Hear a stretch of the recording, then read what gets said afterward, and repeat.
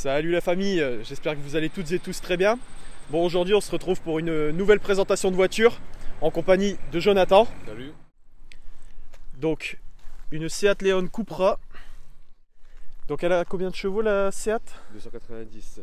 290 chevaux. C'est une phase 1 ou une phase 2 celle-ci? Phase 1 les dernières. Phase 2 tu reconnais avec les feux anti-brouillard ici à l'avant, mais ce qui fait que du coup ça enlève l'aération pour les Donc feux l'aération en nid d'abeille, ouais. C'est ça. Ok. Donc après, qu'est-ce qu'elle a en option dessus au niveau de... Alors tu as les jantes du pack performance Ouais, donc c'est gentil. avec les étriers rouges siglés Cupra. Donc les étriers, Normalement ils sont rouges normal. vous les voyez là. Ça rend vraiment bien en tout cas le Ouais. poli et le brillant comme ça, noir, ça... Un peu Ça fait galère bon. à laver mais ça va. Donc là vraiment, la voiture a vraiment des belles lignes. On peut voir que c'est vraiment coupé à la hache. Là ici comme ça. Et là ici.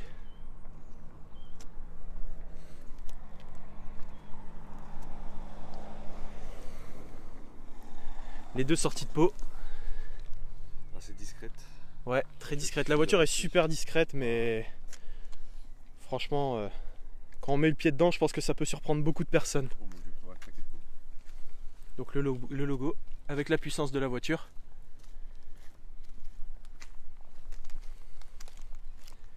Donc toi, ça fait combien de temps que tu as la voiture? Ça fait bientôt 2 ans. 2 ans que tu as la voiture? Ouais, j'étais en chercher en août 2019, côté Berck. Ouais. Et un gars qui venait de l'acheter, enfin qui l'avait acheté neuve et qui s'en sépara à contre-cœur.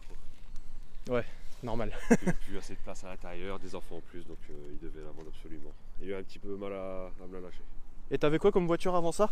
Une Opel Astra J 1.4 turbo 140 chevaux. Ouais. Et donc qui était aussi reprogramée à éthanol. Celle-ci elle a eu un flex fuel aussi, éthanol aussi. Là ça fait, depuis le temps que je l'ai eu, un mois après je l'ai passé à éthanol, je suis à 100% tout le temps. Ouais, Jamais donc d'essence. elle roule au full éthanol celle-ci. Voilà. Puis l'économie ça fait du bien aussi. Ouais, c'est clair, c'est normal. Bah puis ça roule bien aussi à l'éthanol en tout cas. Ouais. Tu sens que niveau coupe tu gagnes vraiment, c'est pas énorme mais tu sens quand même la différence par rapport au 98. Ouais, on sent une petite différence. C'est clair. Pour le passage à l'éthanol, j'ai dû changer bobine d'allumage et bougie pour remettre des neufs pour partir sur du neuf pour être tranquille quoi. Pour Ouais, il y a aussi etc. le changement du filtre à essence aussi. Parce que quand ça décrasse en fait tout le réservoir. Oui, ouais, c'est ça. Ouais. On avait eu le même truc du coup sur la S8 que je vous ai présenté juste avant. Pareil, elle était reprog aussi éthanol et du coup forcément il faut changer filtre à essence quand vous faites la reprog au bout de 600 km à peu près. Changement des bougies et changement de quoi aussi tu m'avais dit? Bobine d'allumage. Bobine d'allumage. Tu peux m'ouvrir le coffre pour voir à peu près la capacité qu'il y a dedans? Donc ouverture par le logo. Là c'est pareil, c'est un tapis de coffre. Toujours les produits d'entretien. La base. Tapis de coffre, ouais, t'as raison de mettre ça parce que franchement, au moins ça évite que ça se salit. Ouais, Donc on va montrer l'intérieur aussi.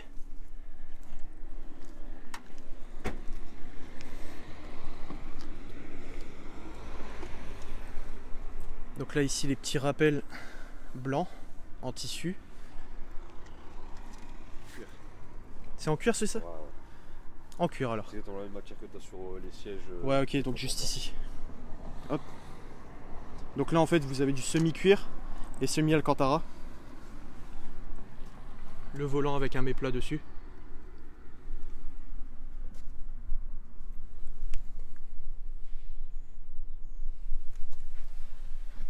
Après la console centrale franchement ça fait beaucoup penser à une Golf. Ah c'est exactement la même. Mais après c'est normal, ouais c'est ça, c'est que c'est le groupe VAG donc forcément le design de la boîte, enfin du pommeau de vitesse, tout ça ici ça va ressembler à une Golf. C'est ça, c'est exactement le même. L'intérieur ici pareil, Golf. Tout ce que tu as en dessous de l'écran tactile, tous les boutons de mode, etc. Tout ça, tu prends une Golf 7, c'est exactement Ouais, les mêmes. c'est ça. Et elle a aussi le toit ouvrant. Donc le toit ouvrant qui est tout noir. Pour l'arrière du coup. On a vraiment de la place à l'arrière aussi, hein, franchement. Après, je pense qu'il faut pas être grand. S'il y a un grand juste devant, ouais, t'en mets pas un deuxième derrière. Surtout derrière moi, vu que je suis assez grand, ouais. Je prends cette place aussi. Donc. Ouais, bah moi c'est pareil. Hein. Dans les voitures, là-dessus, il n'y a pas de doute.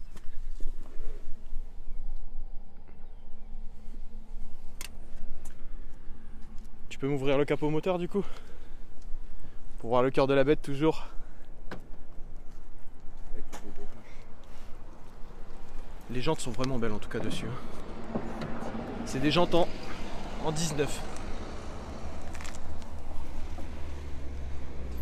En tout cas le gris avec les petits rappels rouges et noirs comme ça, franchement ça rend super bien. Le cache moteur on dirait pareil. Le cache moteur de Golf aussi. Les gens des vrais, hein. En dessous de ça c'est Volkswagen. Si tu retires le cache là, du coup c'est un logo Volkswagen en dessous. Il y a énormément de vidéos qui l'ont prouvé. Ah ouais. De toute façon, rien qu'avec l'inscription TSI ici, on le voit. Ça sur une Golf, vous ouvrez le capot, ça fait la même chose. C'est ça.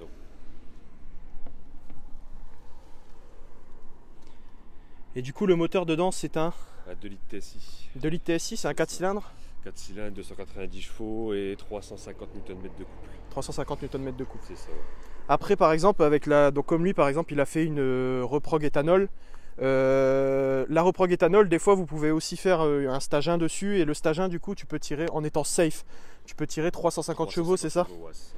Il y en a qui arrivent à la pousser à 380 en étant sûr aussi, mais peut-être en modifier un peu le moteur mais sans plus. Ouais, 380 moins safe quoi. C'est ça. Et après stage 2 ça va être tout ce qui va être boîte à air, tout ça changer. C'est ça, ouais. Bah, déjà sur celle-là, je lui ai mis un filtre à air BMC. BMC? Ouais. Le filtre à air BMC, souvent les 3/4 des gens le collent ici pour qu'on le remarque que c'est vraiment un BMC. Là du coup ça paraît vraiment complètement d'origine. Bon du coup je te laisse la mettre en route. Je vais vous montrer en même temps la signature LED de la voiture. C'est vraiment quelque chose de très très beau.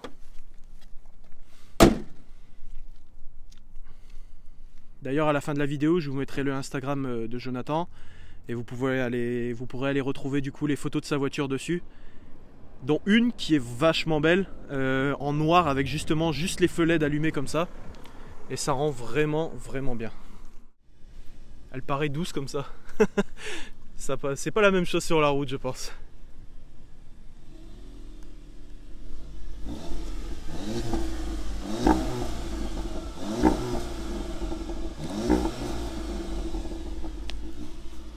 Vous pouvez pas sentir les odeurs mais en tout cas on sent bien que c'est de l'éthanol dedans. Bon du coup à l'intérieur, là on a vraiment toutes les informations. Donc la pression du turbo, kilowatts, la température de la voiture. Je peux encore retrouver d'autres, tu vois. T'en as d'autres encore? T'as les G. Ouais, nombre de G. Ça c'est température. Liquide de refroidissement. Ouais. Kilowattheure, ça on l'a déjà. Ça aussi. Température d'huile et là le turbo boost. Voilà. T'as pas énormément mais t'as de quoi avoir des informations quoi. Toujours le bloc volant. Hein. Obligé. Ah ouais quand même, ça pète pas mal.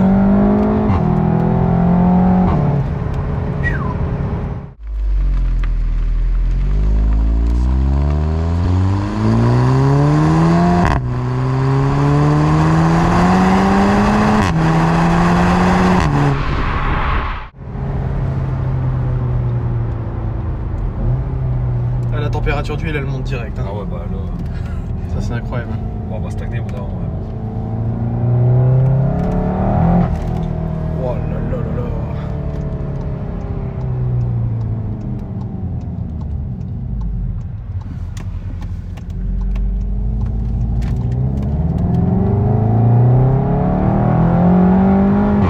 Oh là là, mais comment c'est incroyable comment ça pousse.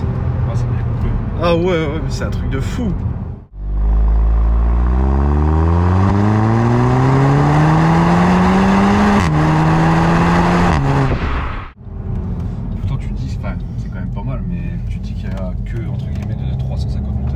Ouais. Oh là, ça patine. Bon après le temps il est pas. Ça va, il fait pas. Il pleut pas et tout ça. Donc là-dessus c'est bien. Bon ça c'est gras quand même. Ah ouais c'est incroyable. La poussée que ça a. Bon après franchement quand t'es sur l'autoroute ça reste assez linéaire, comme c'est une boîte manuelle automatique. Ouais. forcément, une fois que t'as la coup quand tu pars et que t'es lancé, mais une fois que tu arrives à une certaine vitesse, ouais, je me doute. Ça reste toujours linéaire comme il faut.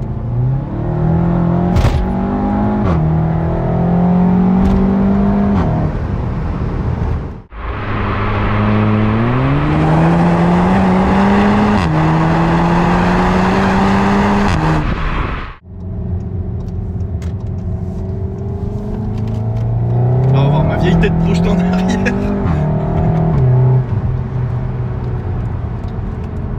Là, faut vraiment se retenir, hein, parce que sinon tu... la tête direct dans le siège, quoi. Ah ouais. Oh, c'est un truc de fou.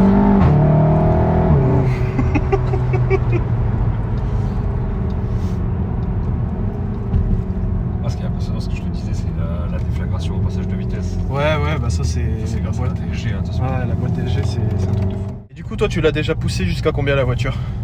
Le maximum que j'ai fait, c'était 275. 275? Ouais. Ouais, donc franchement, pour une voiture comme ça, c'est vraiment pas mal, quoi. Oh là là. La poussée est fulgurante. Tu m'étonnes. Et avec l'ordinateur de bord comme ça, là, juste ici, c'est vraiment, mais c'est vraiment génial, ça. On a vraiment la caméra. Toutes les informations, quoi. C'est un truc de fou. Ah, puis ça accroche. Hein. Et du coup, ça, c'est une traction hein, là-dessus. C'est ça, ouais. Ouais. Ils ont fait en 4 roues motrices, 4 drive. Ouais. Mais malheureusement, ils ont fait que sur les ST, les breaks. Ok, d'accord. Donc les ST chez Seat, c'est des breaks en fait. C'est ça. Ouais. Ok, d'accord. Comme quoi ça diffère selon les marques. Chez Ford, ça va être la version sport, tout ça. C'est ça. C'est un peu dommage, je pense qu'ils auraient quand même dû la berline faire au moins une option pour la mettre à 4 roues motrices. Ouais, c'est clair. Bah ouais, parce que si on compare avec la S3 par exemple qu'on avait filmé, la S3 elle c'était un quattro, donc forcément toute la puissance va passer au sol. Et en comparaison, par exemple, la S3 faisait 300 chevaux, alors que là on est à 290 chevaux. Et c'est complètement différent. Franchement, il y a 10 chevaux de différence. C'est un 4 cylindres aussi, et c'est complètement différent. Parce que là, la traction, on sent que ça patine, c'est plus joueur, on dirait. La S3, vraiment tout passé au sol, quoi. Oh.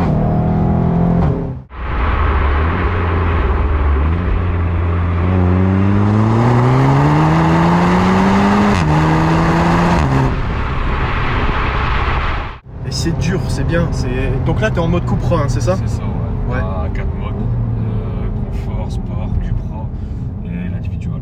Individual, et qui est celui où tu vas choisir en fait tu configures ton propre mode. Ça, en fait, regarde, tu vois, en sélectionnant, hop, bien. Moi, je me suis gouré. Donc Cupra, pardon, ça va être un peu comme le mode track en quelque sorte. Ouais, c'est ça, c'est le mode le plus excessif dessus, quoi. Et donc, ça désactive le SP, tout ça? Non, le SP tu peux le désactiver toi directement manuellement en laissant tout Ok, donc c'est le bouton ici. Voilà, et le SP justement tu le désactives aussi si tu veux faire un launch control, tu dois le désactiver pour pouvoir faire ton launch control.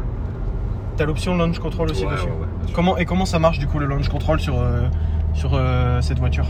Alors en gros tu désactives le SP et ensuite tu as juste à appuyer assez fort sur la pédale de frein, la pédale d'accélérateur en même temps, et tu vas entendre que le bruit au niveau de l'échappement va être différent, ça va plus être rauque. Et il faut que après tu lâches à partir du moment où tu veux, quoi. Tu lâches le frein quand tu veux et puis bah voilà quoi. D'accord, ok. Donc pied gauche sur le frein et ça, pied droit sur l'accélérateur. C'est ça, ouais. Ok, d'accord. Après le tout c'est de bien replacer ton pied gauche. Ouais. Il faut parce que le pied gauche sur le frein, ça fait bizarre, ça risque de faire de sacrées surprises. Ça. Freinez jamais du pied gauche. Ah ouais, non, c'est même pas la peine. Ouais, non. Ah, sinon vous risquez de mettre déjà les passagers dans l'airbag juste ici. Et puis vous risquez de manger le volant. Quand tu es ne serait-ce qu'en suppression intermédiaire dessus, tu commences à avoir 10 fois plus le pop and bang qui arrive au niveau de l'échappement. Il est déjà adapté de base sur la voiture, mais il est très calfeutré.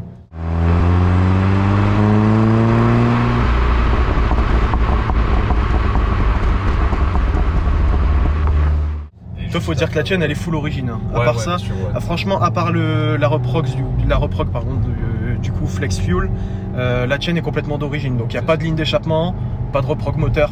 Il y a vraiment juste le filtre à air BMC aussi. Ouais, voilà, le filtre à air BMC. Mais tu fais une suppression d'intermédiaire et de silencieux dessus, juste ça. Le pop and bank qui est déjà adapté d'origine, tu l'entends beaucoup plus, ça le libère beaucoup plus, tu vois. Ouais. Au niveau décélération, quand tu lâches l'accélérateur, une fois que tu as tapé dedans, tu entends vraiment le retour au niveau de l'échappement. Ouais, ça étouffe beaucoup moins la voiture du coup. Ouais. Et je connaissais quelqu'un qui avait fait, je crois que c'était un full tube, quasiment un full tube dessus. Et le craquement au niveau du passage de rapport, je peux te dire que ça ouais, il devait être violent. Ouais. Toi, t'aimerais faire justement une ligne complète dessus ou pas? Non, parce que je me dis qu'après ça va être trop bruyant en fait. Parce que moi ça reste ma voiture de tous les jours. Ouais, toi c'est ton daily, donc forcément ça va poser problème quoi. Voilà, c'est ça. Ouais. Et un stage 1, t'aimerais bien en faire un ou pas après du coup? Ouais, pourquoi pas pour la suite, si je viens à la garder encore assez longtemps, je pense, ouais. Parce que bon, t'as 290 chevaux, ça fait quasiment 2 ans que je roule comme ça, je me dis que ouais. Et pourquoi tu l'avais pas fait dès le départ du coup, au moment de la reprog flex fuel? Je venais de l'acheter, je me suis dit bon, je vais voir déjà ce que ça donne en passant d'un 140 chevaux à 1,4 litre à 2 litres de 290 chevaux. Bon, je me suis dit on va voir ce que ça donne, j'étais très content quand j'étais à la chercher, je me suis amusé sur la route. Ouais. Les petites routes de berre pour revenir par ici et tout, bon bah voilà. Ouais, donc le temps de t'habituer à la voiture, tu t'es dit vaut mieux pas que je lui en rajoute encore pour... Ouais, voilà, c'est ça. Je me suis dit si je dois faire une reprogrammation stage 1 dessus, autant que je le fasse le jour où je me lasse entre guillemets de la puissance, ouais. Ouais.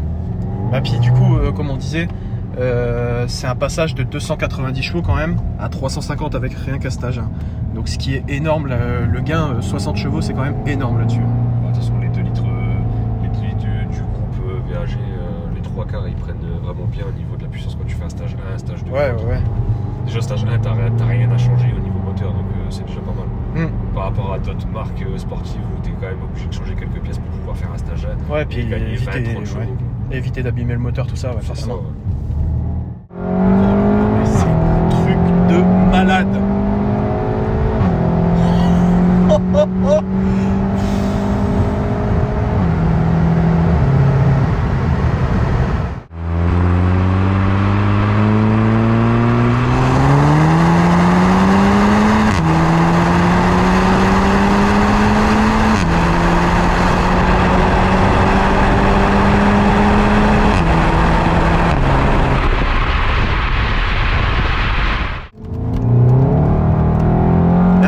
Direct, hein, dès que tu mets le pied dedans.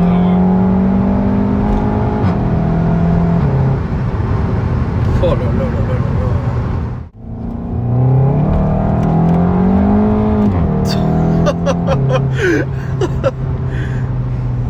là.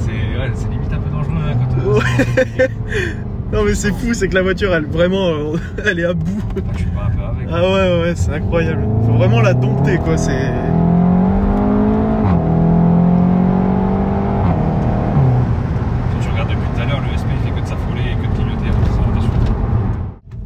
Contrôle. Tu vois, tu désactives le SP. Désactiver là. Voilà. Ensuite, pied sur le frein à fond. Accélérateur. Là tu pars. Oh là là mais. Oh putain.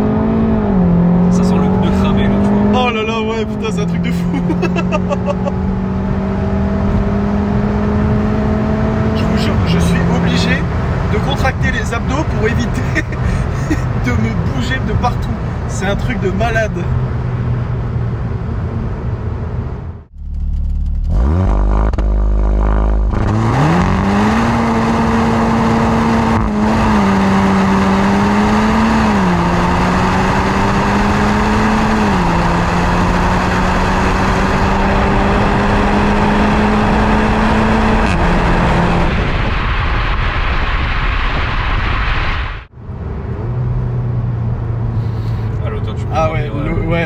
On peut pas retransmettre les odeurs, mais l'odeur du pneu brûlé, tellement la puissance elle est pas passée sur la première.